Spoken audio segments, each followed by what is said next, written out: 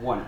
Welcome back, folks, to another episode of Coach's Corner, brought to you by Central Hydraulics. I'm your host, Paul Vold, joined this week with head coach for your Granite City Lumberjacks, DJ Vold. And Coach, we appreciate the time as always for coming on. Such a pleasure to be here. Yeah, we do appreciate the time. Of course, another great weekend for the team. Another weekend sweep, now 9-0 on the season with, of course, great turnout from fans both nights especially. But talking about those two contests that we had, including which Friday was a 6-3 win hosting the Mason City Toros on Friday night. Of course, opened up the contest, big 40 minutes to really play things out. Looking back at that contest, of course, the first two periods were something of note, but then the third period, there were some things to look back on with that. Yeah, 100%. I think first two periods, I think, were a couple of the best periods we played structure-wise and system-wise, and then we decided to quit playing in the third period, and they scored 2 or 3, whatever it was. So we gave them a little hope for Saturday night. So. Yeah, of course, talking about that game, just a little bit on the game on Friday, too. You kind of let them back in the third period. You see the physicality kind of ramp up a little bit, too. Was that something just to, take note of and try to combat with as they were able to get a couple in towards the end, too? Yeah, I mean, I think it's all just effort and focus and concentration. I understand when you're up 4, 5, 6, it gets a little harder. But at the same time, we're still trying to get better every day, and we're still working on the things we're working on. So we want guys to compete every day, and every period they're on the ice. And at the end of the day, you're working for your ice time, and when you come out and lay an egg in a game that you have a chance to kind of put your foot down and seal it, it leaves a lot to be desired. Yeah, now fast-forwarding the game on Saturday, a little bit of a different start in that second game with it being scoreless after the first period. Me and Joe were kind of scratching our heads a little bit from Friday night going into Saturday. What was kind of really the message from that first intermission of just it being scoreless and kind of a little bit more of a feeling out process? Yeah, I wasn't upset with it by any means. I didn't think it was quite as good as our first period the night before, but we just wanted them to get up and go after them after that. I mean, I thought we played pretty well. I think shots were 18-5 after the first period, so happy with the effort. I just wanted us to kind of attack a little more and get the puck to the net a little more, and we kind of did that for the rest of the game. And speaking of which, now into the second period of that contest, it only took 13 seconds to get on the board, Patty Dunaiski. Then you get a second goal in about a minute and a half. With that point, things started moving in the right direction. How'd you feel about the play from that point for the last 40 minutes of the contest, just, being able to basically get more shots on and obviously work through their goaltender? Yeah, I was obviously really happy with the second period. When you score in the first two shifts of the period, it's hard to be upset. And then from there, I thought we continued to play well, and that's the big portion is you get up by 2 and you could try and coast it in from there, where Mason City historically doesn't have an issue with clawing their way back into games. They're always good offensively. So we made sure we kept working and kept doing the things we needed to do in order to keep the score the way it was. We've noticed too from the last couple of weeks and ever since we had our first conversation on the show, the growth in special teams. We know the penalty kills usually been tops in the league. Power play is starting to come together the last few weeks. I mean, I think the last handful of games averaging at least 1 power play goal a game when given that opportunity. How do you feel about how the special teams has really turned out these last few weeks? Yeah, really happy with it. I think we've taken a little different approach this year too. I passed a little bit more of it Eric and kind of let him go with it a little, and I still have my bits and pieces there. But power play's been great. They're moving the puck well. Even when they don't score, they're getting good looks to score. And then penalty kill is kind of the same thing every year. We don't work on it a ton, and we're good at it. So penalty kill's all just working hard, and if you want to get the puck out more than they want to put it in the net, you're probably going to be successful. So. We saw on Saturday with that contest, you're able to work in a couple of newer players as well, a couple high school kids to make their debut for the Lumberjacks. They contributed on the stat sheet and also making a lot of little plays. How'd you feel about with working in some of these new kids, even though that they're juniors in high school, getting that opportunity to play here at this level? Yeah, it's fun. What led to them playing wasn't very fun, right? But we've been looking for an excuse to get them in, and we got one and made sure we did. Chase Hiltner and Elijah Fitch were fantastic. Have no reservations. Would play them again if I had to. And it's fun to see our guys with those guys on the ice, like cheering for them and rooting for them and wanting them to do well. They were nervous prior to the game, rightfully so, because they're getting on the ice with kids, a lot of guys who are minimum 2 years older than them, and they're big and strong. But I think it was a good thing for them as well as us, because anytime we can get kids from the community in the lineup, we'd like to. But it also kind of proved to themselves that, hey, if I can do it at this level, if I keep trending in the direction I'm at. So really happy for them, really excited about the future of the Sauk Rapids High School team and having those guys with us. Yeah, we carry that momentum coming into this weekend. Split weekend as well. Friday going to be on the road at the Minnesota Moose, and Saturday right back here against Wilmer for the first time this season. What are you looking at here for the first few practices of the week leading up to this weekend? Some big focuses for the team. Yeah, it was a big skill day today. More of getting better individually on Mondays is kind of how we try to do it, and then for the rest of the week, it's a lot of team stuff. Obviously, defending will be a big part of what we're doing. I feel as if we defend well, we are hard to play against. And outside of that, nothing too specific, more so just hammering away at the things we're trying to do as units versus individually. Yeah, look forward to 2 more great contests for your Lumberjacks this weekend. Again, Friday they'll be on the road at the Minnesota Moose before coming back to Miller Buick GMC Arena. That'll be a 7:30 puck drop against the Wilmer Warhawks for the first time this season. Coach's Corner this week, of course, you can always find out more with what's going on with your Lumberjacks by checking out our various social media platforms, and also check out full game times at na3hl.com. Coach's Corner this week brought to you by Central Hydraulics. I'm your host, Paul Vold, head coach for your Lumberjacks. DJ Vold will step aside here for a break. More coming up after this.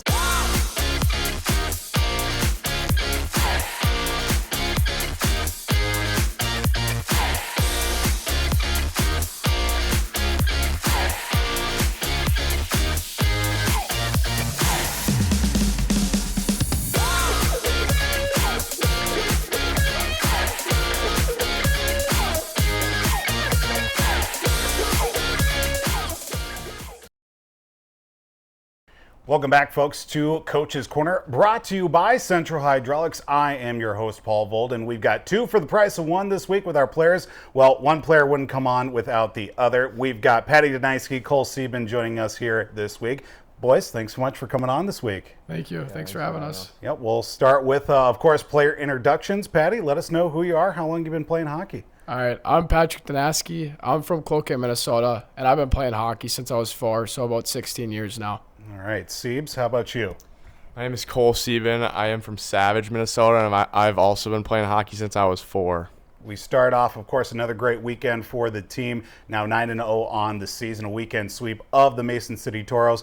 Patty, looking back, of course, with the game on Saturday that did take place. Of course, that was a great contest too. But actually, we want to talk about the game on Friday. I jumped the gun there just a little bit. But Siebes, you know, with the game on Friday, 6-3 overall win for the team. A little bit of a shaky start towards the end. How'd you feel about the team's overall play from Friday?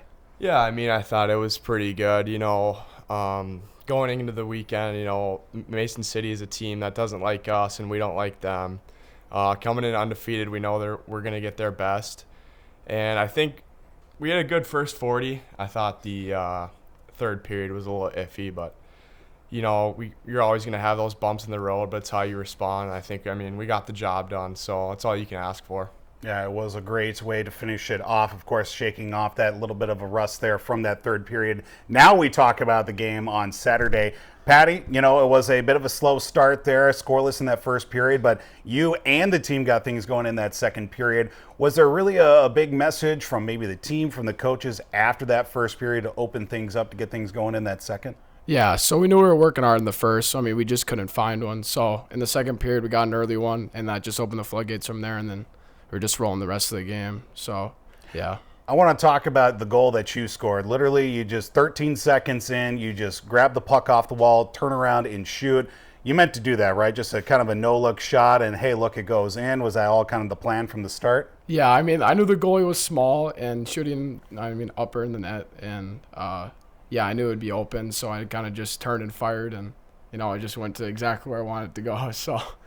with that being a 10-1 victory for the Lumberjacks over the Mason City Toros. Patty, looking to, of course, just how the team's really kind of all spread out in the scoring too. You coming back here most recently in the last couple weeks. How's it feel to really kind of get back into the mix here with the team? And obviously the scoring has come along with it too. I came here a month late, but here now it feels like I haven't skipped a beat. I mean, this team is so special. The chemistry we have off and on the ice, I mean, it's really special, and we just have so much chemistry. And yeah.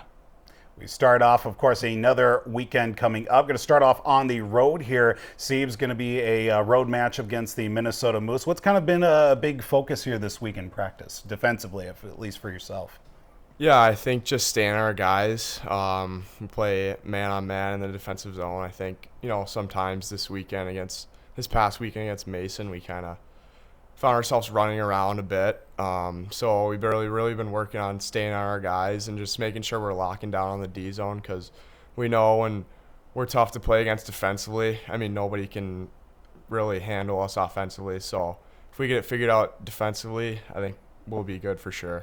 And the Lumberjacks do come home on Saturday. They play the Wilmer Warhawks for the first time this season.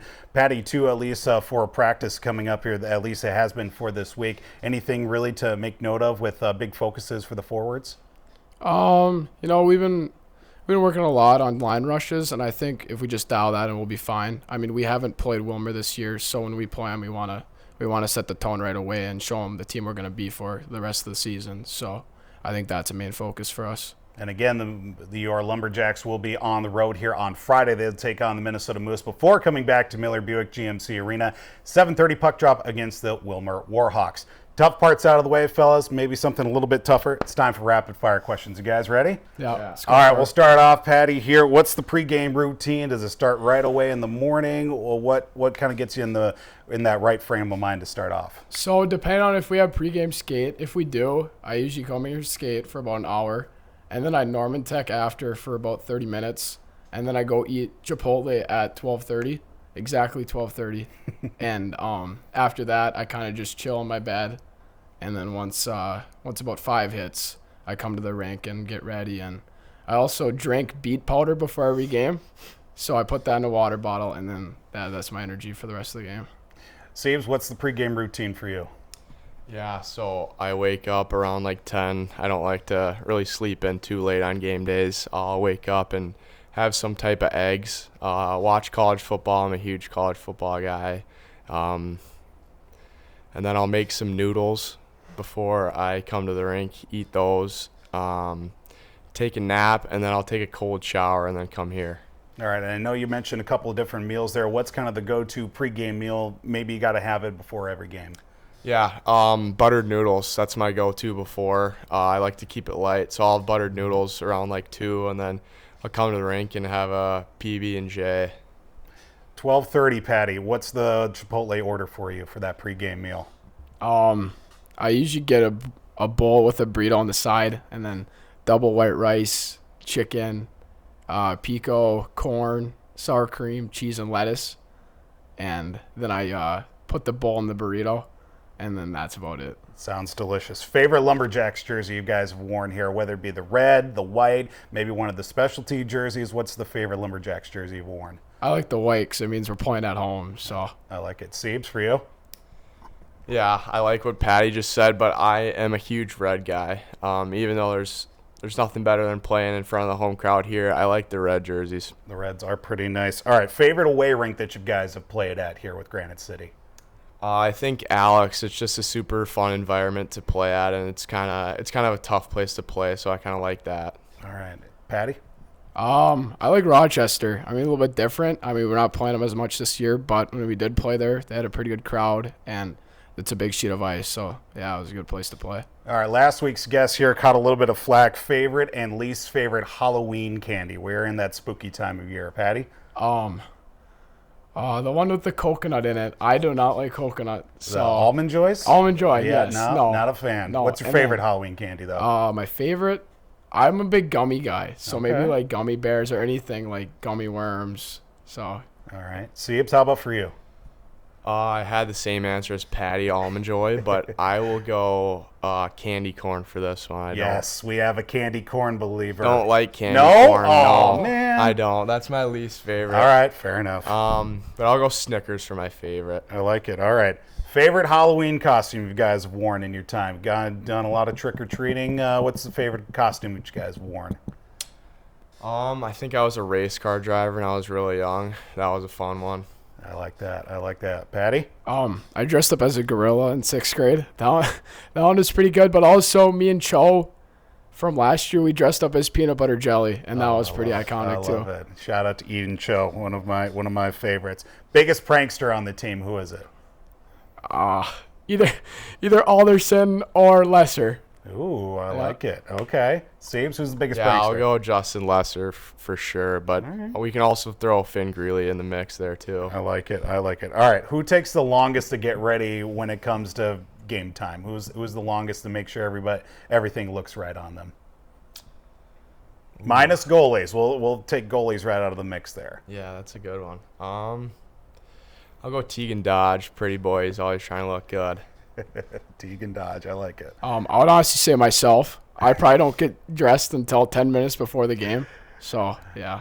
All right. Who's got the messiest stall? We'll throw goalies in there too because got to give them some love, I guess. I'm not going to lie. I just got in the locker room 2 days ago. I've been in the middle room for 2 weeks. So, I guess I have honestly no idea. So, I'm going to pass it over to Siebes. Messiest stall, I'm Siebes. going to go with Thomas Jerome. I always hear Portner complaining that he's got some stuff in his stall from him. So, yeah, we're going to go with 3-6 on this one. I like it. And finally here for you guys, something a little bit hopefully easy. Personal goals here for the season. Siebes, what do you want to get out of this year with Granite City? Yeah, I think personally I just want to be the best teammate I can be on and off the ice and just do whatever I can do to help this team get to the Fraser and get back to the Fraser and win it this year. I like it. Patty? Yeah, 100% agree with Siebes. I just want to be a player that my teammates can rely on. I'll be there for them, and they're going to be there for me. And, they're going to have my back. I'm going to have theirs. And then, of course, hopefully that leads to us winning a Fraser. We appreciate the time here today, of course, with Coach's Corner brought to you by Central Hydraulics. Granite City Lumberjacks will be back in action this weekend, Friday against the Minnesota Moose on the road before they come back to Miller Buick GMC Arena. That will be 7:30 against the Wilmer Warhawks for the first time this season. Number 11, Patty Dunaiski, along with number 23, Cole Sieben here this week. Of course, Patty used to wear number 11. He's actually number 10 now this year. Yep. Still thinking of things last year. He still wants that number 11, but you know what? Go with it nonetheless. Coach's Corner this week. I'm your host, Paul Vold, brought to you by Central Hydraulics. We'll check in with you guys next week.